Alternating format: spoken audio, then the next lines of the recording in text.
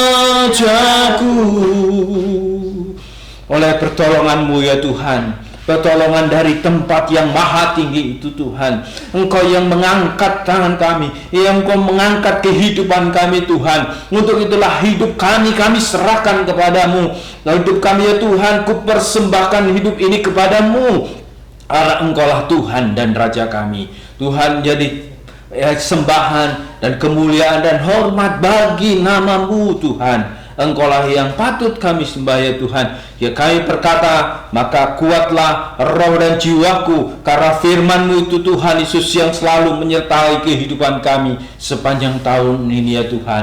Dan di tahun yang baru ini Tuhan, kami boleh menikmati karunia dan karunia anugerah yang begitu luar biasa Tuhan. Tetapi kami mengucap syukur hari ini Tuhan, karena pertolongan-Mu dan kemurahan-Mu itu jangan biarkan kami menjadi lemah, tetapi kami dikuatkan roh dan jiwa kami ya Tuhan, sehingga imunitas di dalam kehidupan kerohanian kami ini Tuhan terus dibangun dan dikokohkan di dalam kasih karunia, di dalam nama Tuhan Yesus Kristus. Kami siap mendengarkan kebenaran firman-Mu di dalam nama Tuhan Yesus Kristus. Haleluya, amin.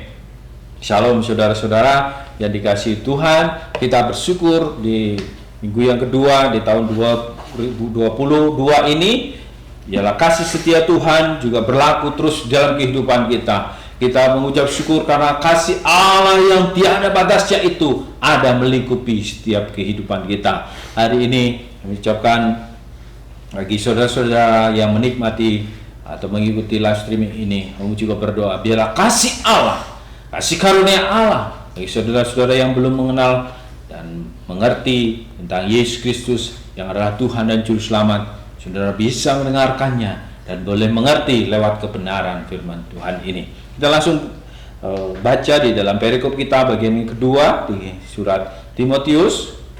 Paulus memberikan kepada jemaat Efesus melalui Timotius disampaikannya.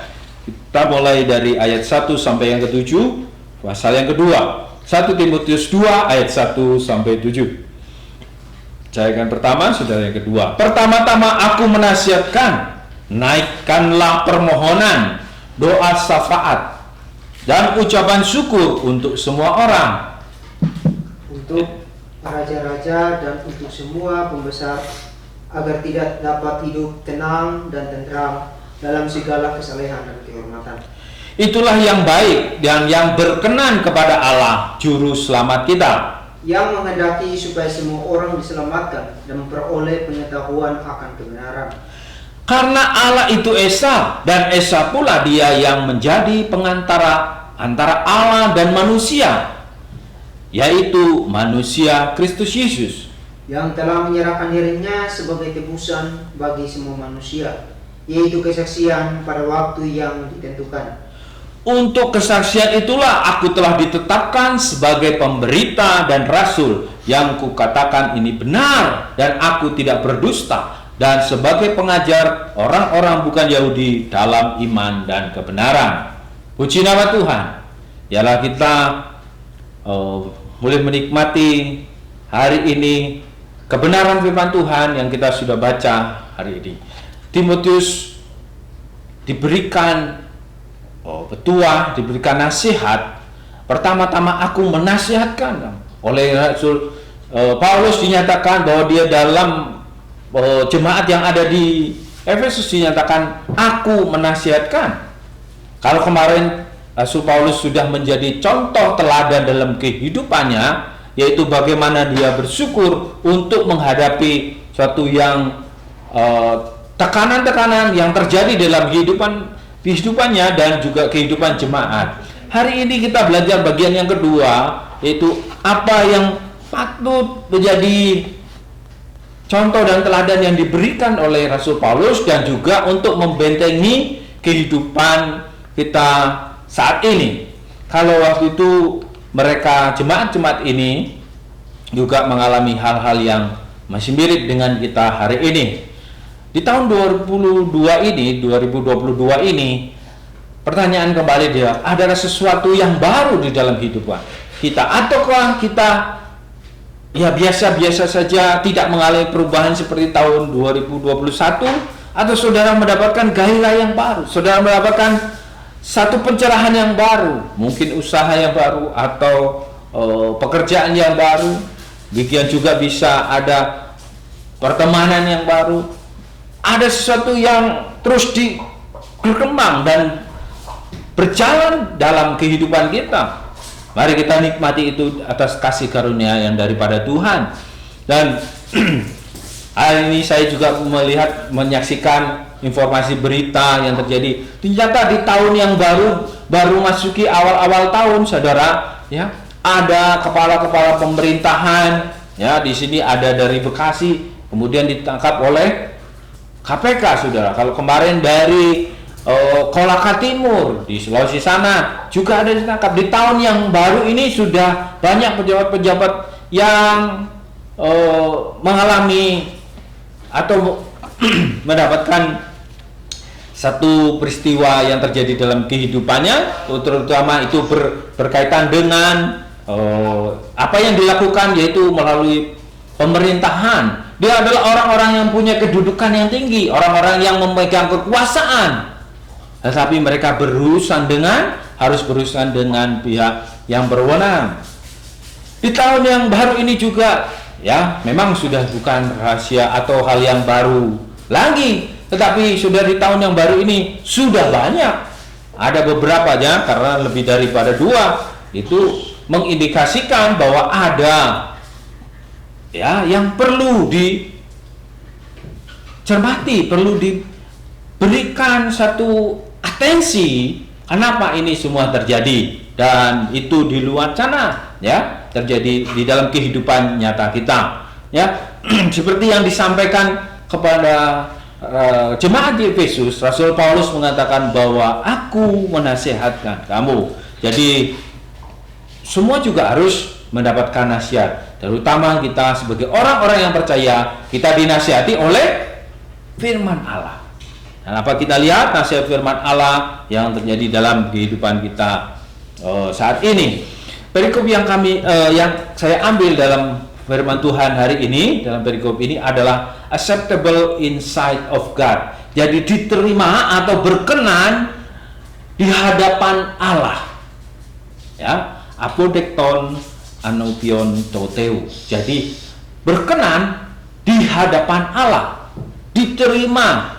Apa yang berkenan di dalam Allah? Jika pejabat-pejabat tadi dalam menjalankan tugasnya ternyata mereka tidak ada perkenanan, ya, sehingga harus berurusan dengan KPK. Nah, ini yang tidak berkenan di hati masyarakat, tidak di hati para lembaga atau masyarakat yang dipimpinnya. Tentu tidak berkenan, ya, saudara. Tentu tidak ingin. Demikian juga saya tidak ingin mempunyai seorang pemimpin atau pejabat yang melakukan kejahatan. Dan bagaimana kita hari ini diajari kebenaran firman Tuhan bahwa kita juga harus berkenan kepada Allah. Hidup kita ini harus berkenan seperti nasihat yang disampaikan oleh Rasul Paulus, bahwa hidupnya juga menjadi perkenanan kepada Allah. Hidupnya hamba-hamba Tuhan juga harus berkenan di hadapan Allah. Hidupnya para penginjil, para pengajar, dan tentu juga kalau yang di luar kerohanian, mereka pejabat-pejabat negara, ini yang kita doakan tiap-tiap hari ini, juga mereka harus berkenan di hati rakyatnya. Demikian juga mereka harus berkenan di hadapan Allah. Kita juga harus berkenan hari ini di hadapan Allah. Masuki tahun 2002 ini, kita juga harus menjadi orang-orang pribadi yang berkenan di hadapan Allah. Saudara tidak bisa diam-diam saja atau secara pasif, tetapi saudara harus memperadabkan diri karena semuanya terbuka di hadapan Tuhan. Kita harus menjadi orang-orang yang berkenan di hadapan Tuhan. Bagaimana Rasul Paulus menyatakan bahwa dia harus berkenan kepada Tuhan, ya. Kan dia sampaikan tujuannya dari surat Timotius ini, dikatakan bahwa dia harus memperingatkan, ya, orang-orang di Efesus ini, karena ada pengajaran yang lain, ada pengajaran yang bisa menyimpangkan iman mereka. itulah yang dianggap tidak berkenan oleh Rasul Paulus. Karena tidak berkenan bukan saja kepada manusia, tetapi tidak berkenan kepada Allah. Ya, ada ajaran yang lain itu adalah ajaran yang sesat, tidak sesuai dengan keselamatan yang diberikan Allah, bukan tertib hidup. Mereka hidupnya tidak tertib dalam artian mereka mengkhianati daripada apa yang diamanahkan oleh undang-undang. Ya, demikian juga jemaat di Efesus ini menghadapi orang-orang yang menyesatkan, ajaran-ajaran lain yang berasal dari roh-roh penyesat, yang berasal dari ajaran-ajaran setan dan tipu daya pendusta-pendusta itu.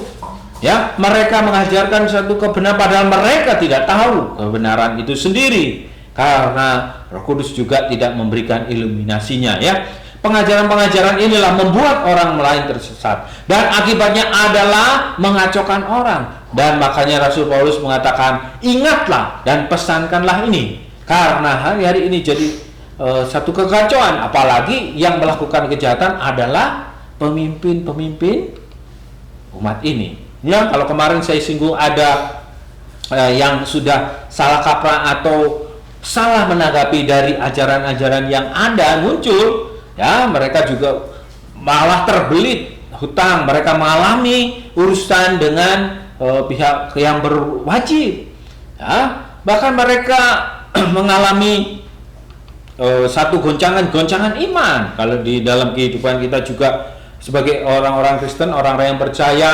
di bulan-bulan Desember mereka mempertanyakan kelahiran Yesus, mereka mencari-cari dengan argumen-argumennya untuk mendinai atau menyangkal keimanan Yesus ini. Inilah ajaran-ajaran yang lain membuat orang itu menjadi tidak layak atau berkenan. Ya, kenapa saudara berkenan itu penting? Rasul Paulus nyatakan di dalam Roma, mereka yang hidup dalam daging tidak mungkin berkenan kepada Allah. Ya, saudara, mereka yang hidup di dalam daging tidak mungkin berkenan kepada Allah. Saudara, maksudnya apa ya? Tidak berkenan kepada Allah ini, hidup di dalam daging, di dalam hawa nafsunya. Ya, seperti mereka menyalahgunakan jabatan-jabatan itu, ya. Tapi di dalam perjanjian lama orang yang dikasih oleh Allah, yaitu Raja Daud, dia berdoa kepada Allah begini, tetapi aku berdoa kepadamu ya Tuhan, pada waktu engkau berkenan ya Allah, demi kasih setiamu yang besar, jawablah aku dengan pertolonganmu yang setia. Kenapa perlu perkenanan itu? Daud yang adalah orang sekalipun mengalami jatuh bangun di dalam kehidupannya, dia coba berkenan kepada Allah, dia berdoa, sebab engkau bukanlah Allah yang berkenan kepada kefasikan, kepada orang jahat. Jadi yang melakukan perbuatan jahat tidak membuat perkenanan kepada Tuhan. Perkenanan kepada Tuhan yang pertama adalah ada wujud pengakuan kita di dalam doa, seperti yang disampaikan oleh Rasul Paulus. Jadi mereka semua diajarin dalam bagian pertama, kita belajar bahwa mereka bersyukur atas anugerah keselamatan, mereka bersyukur atas pekerjaan dan pelayanannya, dan bersyukur diberi kekuatan untuk menjalani kehidupan ini. Karena semua anugerah keselamatan, pelayanan, pekerjaan, dan kekuatan untuk menjalani kehidupan itu, Rasul Paulus sudah memberikan contoh kepada jemaatnya. Jadi apakah nasihat untuk jemaat yang hari ini dikatakan begini? Itulah yang baik dan yang berkenan kepada Allah, juru selamat kita. Di ayat 3 dikatakan itulah yang baik. Jadi kalau dalam bahasa aslinya dikatakan ini, sebab katanya tautogar kalon kai soteros hemon teo. Jadi sebab inilah, ya kan, Rasul Paulus menyatakan sebab inilah yang baik dan yang menyenangkan, ya, di hadapan Allah juru selamat kita. Jadi kalau dalam aslinya saya bisa berikan arti yang sesuai dengan teksnya secara lurus, sebab inilah yang baik dan yang menyenangkan di hadapan Allah. Kalau dalam terjemahan LAID itu kan berkenan kepada Allah. Perkenanan ini dari apodekton yang berarti membuat Allah ini menerima, membuat Allah ini bisa menerima dan yang baik. Dan hari ini perkenanan Allah itu bagaimana dinyatakan oleh Rasul Paulus? Inilah ya, sebab inilah yang baik dan berkenan kepada Allah. Allah siapa? Allah yang menjadi juru selamat kita. Jadi Rasul Paulus mengajarkan di bagian yang kedua ini untuk berkenan kepada Allah, ya. Karena orang jahat, orang fasik itu tidak berkenan di hadapan Allah, dan kita harus berkenan kepada Allah. Apa yang berkenan kepada Allah? Nah, di ayat 1 dinyatakan begini. Pertama-tama aku menasihatkan, naikkanlah permohonan, doa syafaat, dan ucapan syukur untuk semua orang, untuk raja-raja, untuk semua pembesar, agar kita dapat hidup tenang dan tentram dalam segala kesalehan dan kehormatan. Sudah, jika diperhatikan di dalam bahasa Asia dikatakan pertama-tama, jadi yang utama dari semuanya itu aku memberikan nasihat kepadamu, menasihatkan kamu, ya, yaitu buatlah. Di dalam LAI dinyatakan naikkanlah. Jadi perbuatlah itu, kamu harus melakukannya, membuatnya satu permohonan. Yang pertama apa yang berkenan kepada Allah? Tadi yang pertama adalah doesis atau permohonan. Kedua, di situ tidak nampak, saudara, di dalam terjemahan ayat tidak nampak langsung digabung dengan doa syafaat, ya. Di situ ada satu kata prosekas. Prosekas ini adalah doa-doa dari proseki, ya. Kata dasarnya proseki itu ada doa yang dipanjatkan. Kemudian yang ketiga ada doa syafaat. Yang keempat ada ucapan syukur. Jadi Rasul Paulus memberikan nasihat supaya kita berkenan kepada Allah. Apa yang harus kita kerjakan adalah menaikkan satu permohonan. Yang kedua menaikkan doa-doa. Kemudian yang ketiga menaikkan doa syafaat. Kemudian ucapan syukur. Inilah yang harus dikerjakan untuk siapa? Untuk semua orang. Rasul Paulus mengambil semuanya yang umum untuk semua orang. Jadi kita harus bisa memberikan satu permohonan. Tentunya permohonan ini adalah kepada Allah yang tadi, juru selamat kita tadi. Permohonan untuk apa? Memberikan keselamatan. Terus kemudian yang kedua adalah melakukan doa-doa. Nah, doa-doa ini dinyatakan sebagai proseki. Proseki itu satu doa yang dimintakan sungguh-sungguh dengan akar kata yang menyatakan bahwa mereka mengalami kesusahan, mengalami satu kesulitan di dalam hidupnya. Itu harus dibawa di dalam doa. Seperti pejabat-pejabat tadi. Nah, di sini untuk semua orang. Kemudian untuk pemimpin-pemimpin, yaitu di sini diartikan untuk raja-raja. Nah, kemudian untuk semua pembesar. Pembesar itu dinyatakan bahwa untuk orang yang memiliki kedudukan tinggi, agar kita dapat menempuh hidup tenang dan tentram dalam kesalehan dan kehormatan. Jadi inilah yang dinyatakan oleh Rasul Paulus supaya kita berkenan kepada Allah. Caranya apa sih yang bisa membuat kita menjadi diperkenan oleh Allah? Di dalam konteks 1 Timotius pasal yang kedua ini, Rasul Paulus menyatakan, kalian semua harus menaikkan permohonan ini. Menaikkan itu membuat satu permohonan. Jadi kehidupan kekristenan itu adalah orang-orang yang mau memberikan satu permohonan. Kita memohon, tentunya memohon kepada Allah. Memohon kepada Allah apa? Yang pertama-tama adalah supaya semua orang diselamatkan. Kemudian supaya orang-orang yang menjadi pemimpin, orang-orang yang memiliki kedudukan ini juga diselamatkan. Mereka pembesar-pembesar atau pemimpin-pemimpin pada waktu itu mereka mendapatkan keselamatan. Dan yang kedua, lebih masuk lagi kepada proseki atau doa. Doa ini dipanjatkan, ya. Doanya, kenapa Paulus menyampaikan membedakan doa syafaat dan doa-doa ini, kata yang dipakai entoesis dengan proseki, ya. Doa syafaat khusus spesial. Yang ketiga, saudara, spesial dinyatakan untuk memberikan syafaat. Syafaat itu, jadi doa-doa ini tidak ada untuk kepentingan kita. Itulah yang berkenan di hadapan Allah.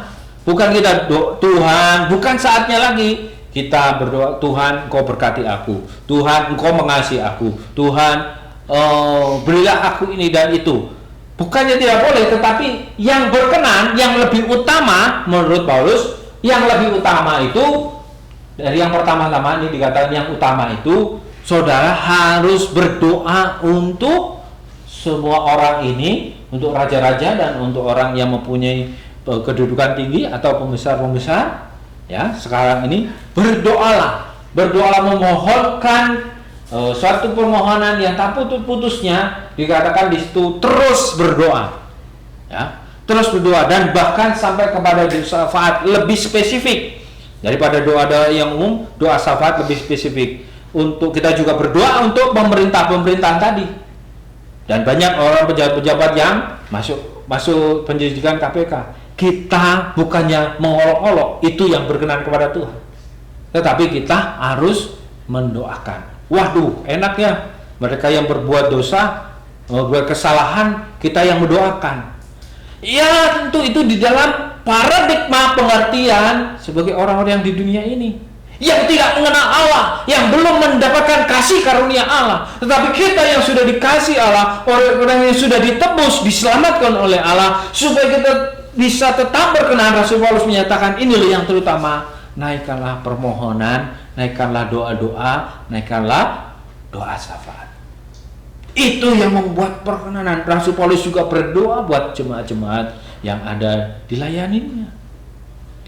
Memang kalau mereka berbuat salah, kok kita yang menanggung? Nah, inilah bentuk kasih karunia yang Tuhan sudah nyatakan. Kita juga orang yang bersalah, kita juga orang yang berdosa. Tapi syukur kepada Kristus yang telah memberikan keselamatan. Dan kita harus berdoa syafaat bagi mereka. Nah, di tahun yang baru ini diingatkan kembali oleh Rasul Paulus menyatakan, saudara-saudara, di tahun 2022 ini, ya, kita juga harus mau berkenan kepada Allah dengan cara bagaimana? Yaitu kita harus membuat satu permohonan-permohonan yang disampaikan kepada Allah. Kita harus melakukan doa-doa yang ditujukan kepada semua orang. Dan doa-doa syafaat. Doa syafaat spesifikasi baik secara umum, kemudian secara khusus, terutama untuk pemerintahan-pemerintahan. Negara kita juga perlu didoakan, pemimpin kita perlu didoakan dalam menjalani sekarang masa pandemi. Di tahun ini sudah banyak varian yang muncul, bahkan untuk varian Omikron ini sudah menyebar ke seluruh dunia dan masuk ke Indonesia. Yang keempat adalah ucapan syukur. Kita kemarin sudah menyampaikan tentang kekuatan dari ucapan syukur.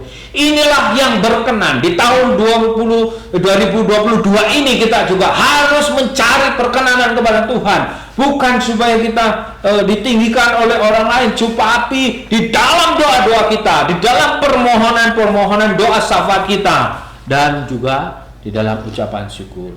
Karena apa, saudara? Itulah yang baik, yang berkenan kepada Allah, yang menjadi juru selamat kita. Bukan hal-hal yang materi, yang jasmani. Rasul Paulus ingatkan, ini yang terutama, ya, yang utama dari semua. Nanti banyak berikutnya adalah beberapa nasihat yang disampaikan oleh Rasul Paulus, nasihat-nasihat yang lain. Ada permohonan, ada kerinduan untuk mendoakan mereka. Kita juga berdoa bagi keluarga, bagi anak-anak, istri dan suami, semua juga. Oke, kita doakan. Karena di sini dikatakan apa?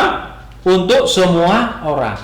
Saudara berpikir hari ini, apakah hidup saudara hari ini sudah melakukan permohonan dan doa-doa syafaat? Sebagai introspeksi yang dinyatakan, apakah hari ini kita menghidupi kehidupan ini berjalan sesuai dengan yang normalnya kita saja, tidak peduli dengan orang lain. Tapi Rasul Paulus mengatakan, naikkanlah permohonan dan doa-doa syafaat. Permohonan ini bukan permohonan supaya orang itu kaya, supaya orang itu diberkati saja, tetapi permohonan ini supaya ada jiwa diselamatkan, supaya orang-orang itu juga mendapatkan kasih karunia keselamatan. Ya, Yesus sendiri mengajarkan bagaimana harus berdoa. Maksudnya melakukan doa-doa. Ketika ingin memilih 12 murid, dia harus berdoa. Ketika dia sebelum mengajar murid-muridnya, Yesus berdoa. Ketika melakukan pelayanannya, dia berdoa. Bahkan ketika akan membangkitkan Lazarus dari kematian, Yesus berdoa, saudara. Bahkan pada saat dia tergantung di kayu salib, dia berdoa. Ya, dia berdoa menyatakan, ampunilah apa yang mereka tidak tahu apa yang. Ada doa-doa, itulah yang ingin diperkenan oleh Allah. Hal itulah yang menjadi perkenanan Allah di tahun 2022 ini. Harusnya kita mencari perkenanan Allah, yaitu dengan menaikkan doa-doa kita, doa-doa permohonan dan doa syafaat dan ucapan syukur. Mungkin satu yang remeh, tetapi Rasul Paulus menekankan ini yang lebih utama dari hal yang lain. Ini yang paling utama dari semuanya itu, yaitu menaikkanlah permohonan, doa syafaat dan ucapan syukur. Yesus sendiri memberikan keteladanannya dalam berdoa. Dalam situasi segenap kehidupan kita juga harus melakukan doa. Bukan saja untuk diri kita sendiri, tetapi untuk orang-orang lain. Yang berikutnya adalah yang menghendaki supaya semua orang diselamatkan dan memperoleh pengetahuan akan kebenaran. Karena Allah itu Esa, dan Esa pula dia yang menjadi pengantara antara Allah dan manusia, yaitu manusia Kristus yang telah menyerahkan dirinya sebagai tebusan bagi semua manusia.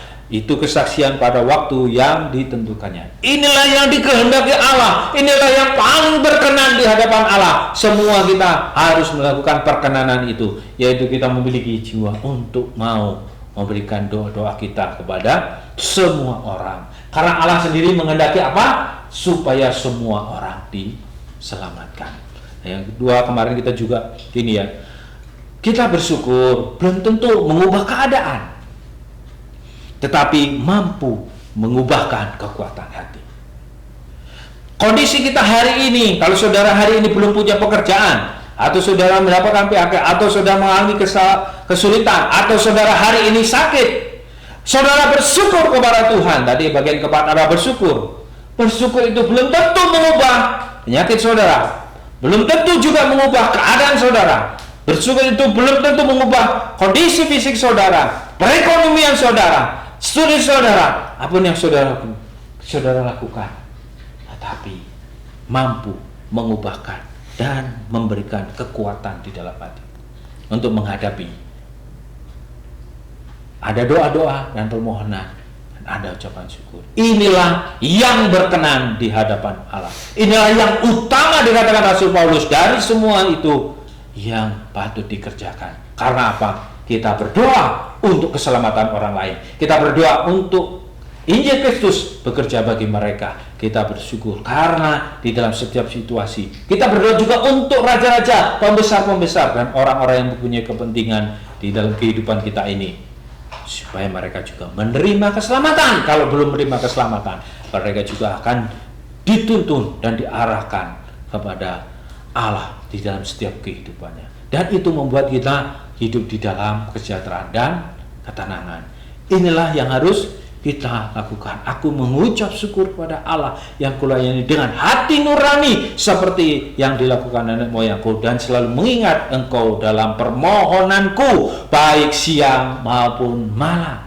Ada permohonan-permohonan. Hari ini kita diingatkan supaya kita juga melakukan itu. Karena itu adalah yang utama, yang berkenan di hadapan Allah. Puji nama Tuhan. Terima kasih Tuhan Yesus, kami mengucap syukur pagi hari ini. Biarlah kebenaran firman-Mu mengingatkan kembali, menguatkan kembali ya Tuhan kepada kami. bahwa ada perkenanan di hadapan Allah, karena orang yang sudah ditentukan ini tentu berkenan kepada Allah. Apa yang menjadi perkenanan kepada Allah dinyatakan inilah yang baik dan yang berkenan, yaitu melakukan permohonan doa dan doa-doa syafaat dan ucapan syukur yang ditujukan untuk semua orang, yaitu untuk jaminan keselamatan atau penyediaan keselamatan atau keselamatan itu yang diterima oleh semua orang. Terima kasih Tuhan Yesus, kami mengucap syukur di dalamnya, di dalam nama Tuhan Yesus Kristus. Haleluya, haleluya, amin. Shalom.